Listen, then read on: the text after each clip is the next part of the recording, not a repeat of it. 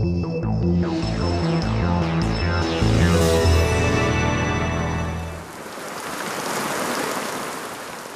uji coba lapangan menemui banyak hambatan.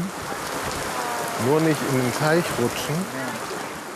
Sebenarnya para ilmuwan Jerman berencana memasang sensor biu untuk melacak zat arsenik. Belum lagi, sore harinya atasan mereka akan datang dari Jerman. Tapi sementara ini mereka harus berteduh dari guyuran air. Inilah kesan pertama yang didapat di desa Nuapara. Kampung ini terletak 2 jam perjalanan mobil dari ibu kota Dhaka. Nuapara berpenduduk 4.000 jiwa dan dililit masalah besar terkait racun arsenik.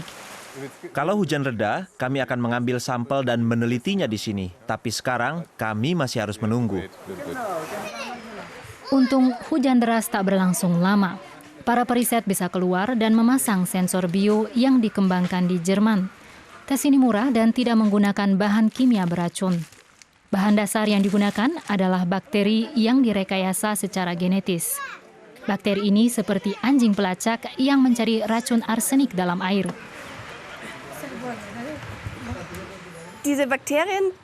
Bakteri ini memiliki mekanisme untuk membuang arsenik dari dalam selnya, karena arsenik juga beracun bagi sel bakteri. Mekanisme pembuangan ini yang dimanfaatkan dengan memasang sejenis saklar lampu. Jadi bakteri E. coli yang diubah dengan rekayasa genetika akan berpijar jika bersentuhan dengan arsenik. Geolog Siegfried mengambil sampel air yang baru. Sumur untuk uji coba memiliki umur, kedalaman, dan lokasi yang berbeda-beda.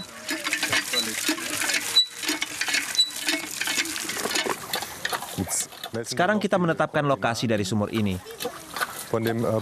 Agar nanti kami bisa menentukan di kawasan ini di kedalaman berapa meter ditemukan konsentrasi arsenik tinggi. Sebagian besar keluarga di Nuapara memiliki sumur keluarga.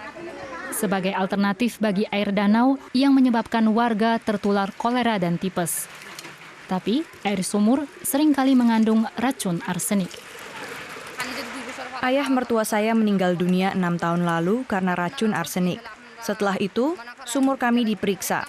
Tapi sampai sekarang tidak ada hasilnya. Sekarang kami tidak tahu apa yang harus kami lakukan. Racun arsenik dapat ditemukan secara alami dalam tanah di banyak negara Asia. Jika arsenik bercampur dengan air tanah, racun tersebut dipompa ke permukaan melalui sumur. Racun alami yang mematikan bagi manusia. Arsenik juga merusak kesehatan seorang penarik becak bernama Mohamed Asnanullah.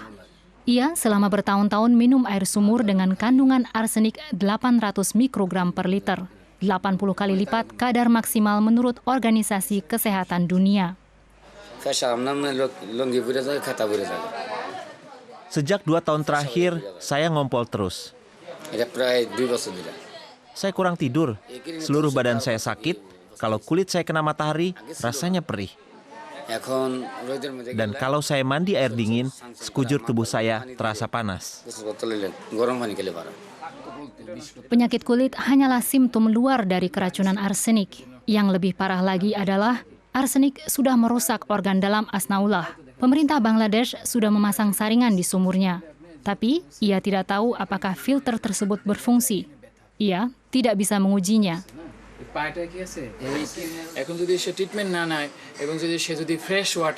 Kalau ia terus minum air beracun, tidak ada yang bisa membantunya. Racun akan terus menggerogoti organnya.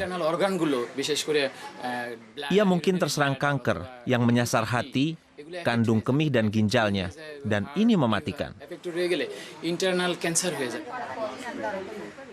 Kembali di lokasi uji coba, pakar mikrobiologi Endes menunjukkan tes yang dapat digunakan organisasi kemanusiaan untuk memeriksa semua sumur di desa Nuapara. Tiap tabung kaca berisi bakteri yang dibekukan. Jika sampel air dimasukkan ke dalamnya, bakteri pelacak pun mulai beraksi. Setelah 2 jam, periset dapat mengukur emisi cahaya bakteri dengan alat yang disebut luminometer.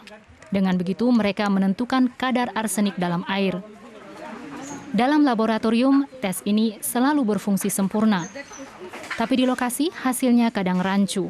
Para periset yang mengembangkan tes ini tidak tahu pasti apa penyebabnya.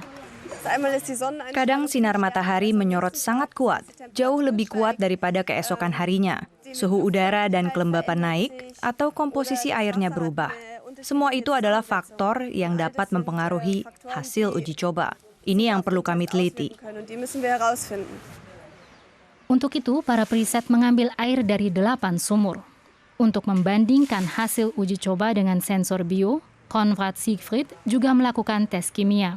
Selain itu, tim periset mengambil 6 sampel dari tiap sumur untuk dibawa ke Jerman untuk melakukan uji coba lebih lanjut di laboratorium. Penduduk desa Noapara mengamati dengan seksama seri uji coba ini. Beberapa orang meminta agar sumur mereka juga diperiksa. Racun arsenik adalah masalah besar di kampung ini. Anak-anak bahkan punya lagu tersendiri untuknya.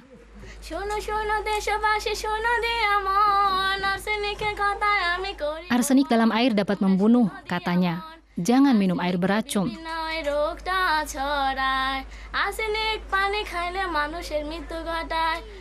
Kebanyakan warga tidak tahu apakah air sumur mereka tercemar.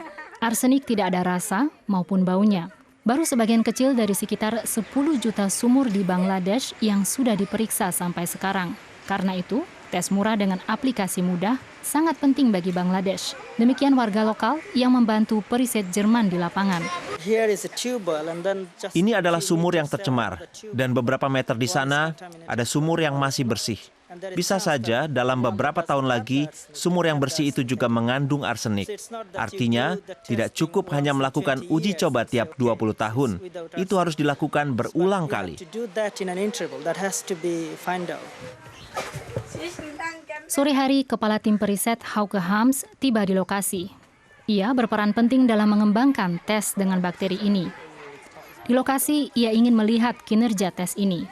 Baginya, sensor bio dalam tabung kecil hanyalah suatu awal. Di tahun-tahun mendatang, ia berencana mengembangkan tes siap pakai, sehingga warga memeriksa sendiri sumurnya secara langsung. Itu bisa kami lakukan. Kami bisa melakukan rekayasa genetis bakteri yang berubah warna jika ditambah arsenik dan reagen tertentu. Umumnya, warna bakteri menjadi kebiruan yang bisa dikenali tanpa alat bantu. Pengembangan tes ini butuh sekitar 3 tahun. Sebenarnya, sensor bio ini banyak kegunaannya, kata Hams. Misalnya, mendeteksi arsenik dalam makanan. Sampai sekarang belum ada yang menguji kadar arsenik dalam beras misalnya, yang banyak dibudidayakan di Bangladesh.